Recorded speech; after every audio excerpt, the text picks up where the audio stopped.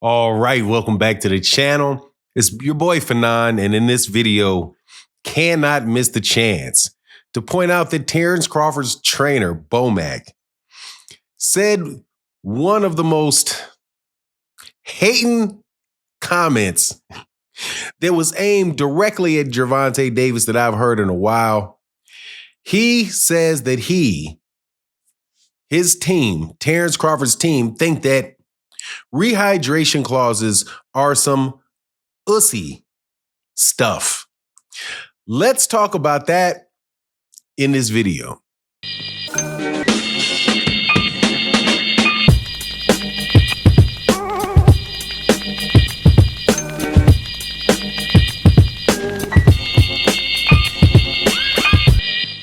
All right, welcome back to the channel.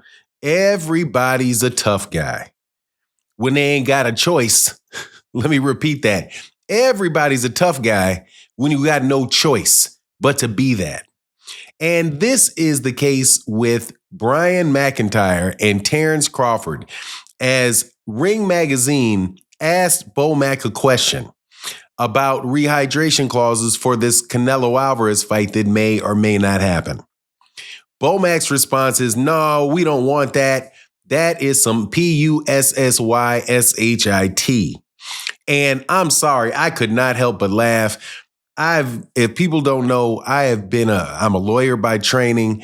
I've worked in negotiations for deals for a very long time. And let me tell you, Brian McIntyre is full of garbage on this one because he didn't have a choice.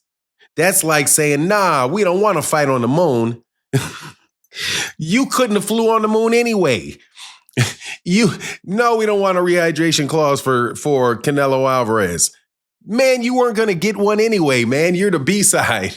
But anyway, before I get into the details of it, let me welcome you back to the channel. If you're new to the channel, please accept my invitation to hit the subscribe button, hit the bell icon so you can be notified of when we release more videos and all that good old stuff. But for real, when I went to Turkey Al-Sheikh's Twitter page and I was scrolling because, I need to educate myself a little bit more on what's going on over there, as, it's become a really big deal in boxing.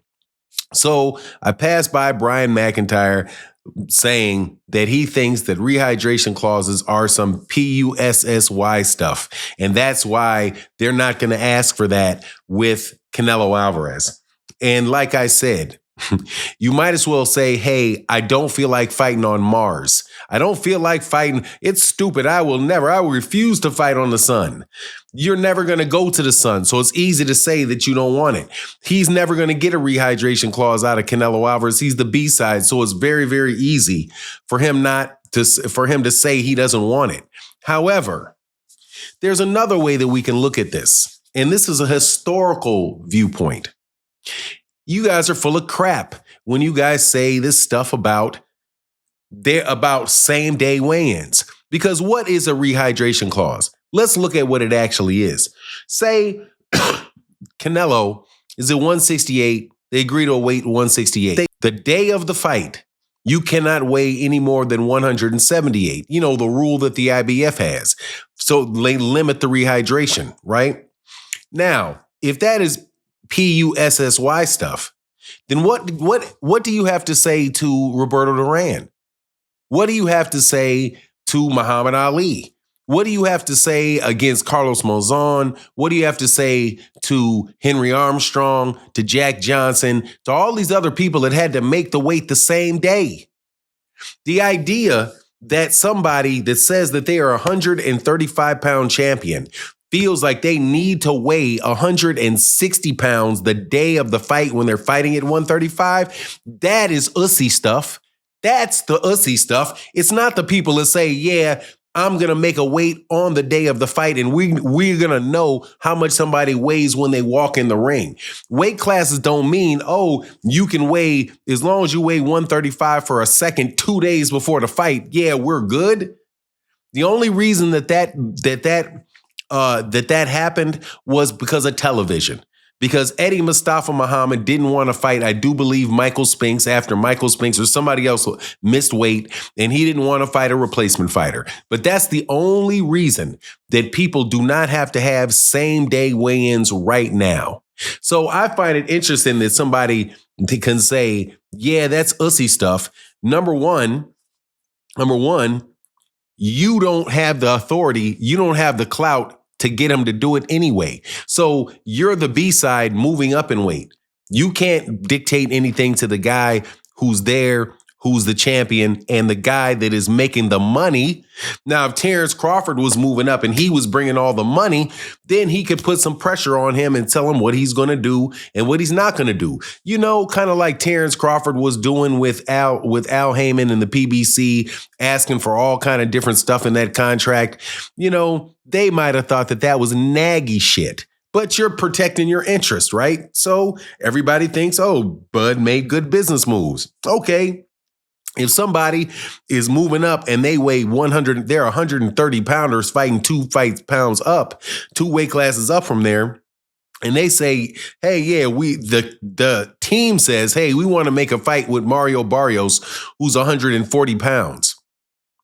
If he asks him, say, okay, yeah, I can fight him at 140, but I can't fight him. I can't fight him at 165 pounds.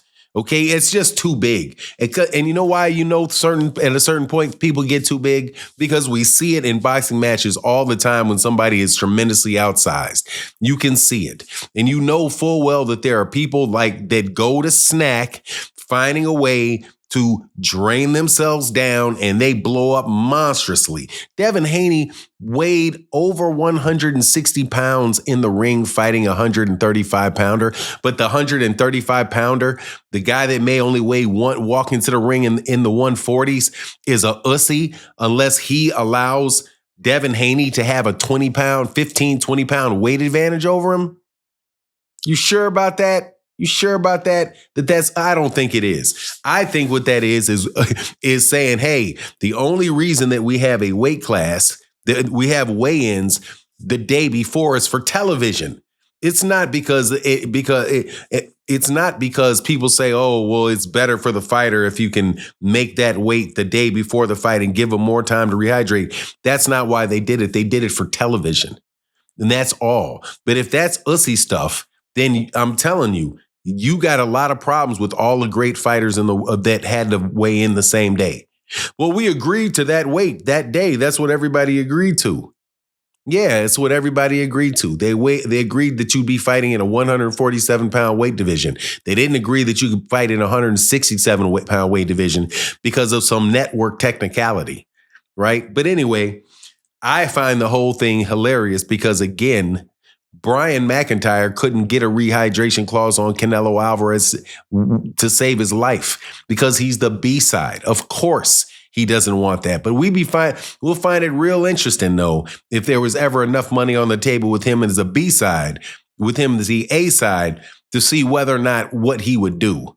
I've paid attention to Terence Crawford's negotiation tactics. I wouldn't put anything past him in a negotiation. But anyway, that's my take on the matter. Please let me know what you think in the comment section. And with that, I'm out. Deuces.